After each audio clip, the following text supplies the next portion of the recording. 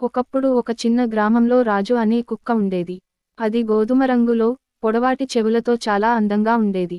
గ్రామంలోని ప్రతి ఒక్కరూ ఆ కుక్కను ఇష్టపడేవారు. రాజు చాలా తెలివిగా ఉండేది. ఎవరి మాట విన్నా వెంటనే అర్థం చేసుకుని తన కర్తవ్యాన్ని నిర్వర్తించేది. రాజు యజమాని ఒక రైతు. అతనికి పొలాలు, పశువులు ఉండేవి. ఉదయం రైతు పొలానికి వెళ్తే రాజు కూడా అతనితో పాటు వెళ్ళేది. పొలంలో పని చేస్తున్నప్పుడు పక్కనే కూర్చుని జాగ్రత్తగా చూడేది. రైతు ఇంట్లో పశువులు ఉన్నప్పుడు రాజు వాటిని కాపాడేది. ఎవరైనా అపరిచితుడు ఇంటి దగ్గరికి వస్తే మొరుగుతూ యజమానికి తెలియజేసేది. ఒకరోజు గ్రామంలో దొంగలు వచ్చారు. రాత్రి సమయంలో రైతు ఇంట్లోకి ప్రవేశించడానికి ప్రయత్నించారు. రాజు వాటి శబ్దం విని గట్టిగా మొరుగుతూ రైతును లేపింది. రైతు వెంటనే బయటకు వచ్చి దొంగలను తరిమేశాడు. అప్పటి నుండి రాజు గ్రామమంతటా ప్రసిద్ధి పొందింది. మన గ్రామ రక్షకుడు రాజు అని ప్రతి ఒక్కరూ పొగిడారు.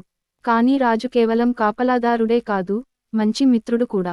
పిల్లలు పాఠశాల నుండి వచ్చాక రాజుతో ఆడుకుంటారు. అది వారికి ఎప్పుడూ హాని చేయదు.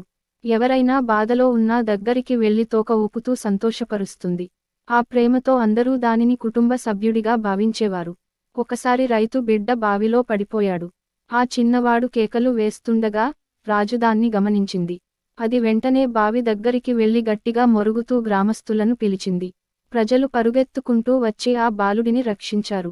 ఈ సంఘటన తరువాత రాజు మీద అందరి గౌరవం మరింత పెరిగింది.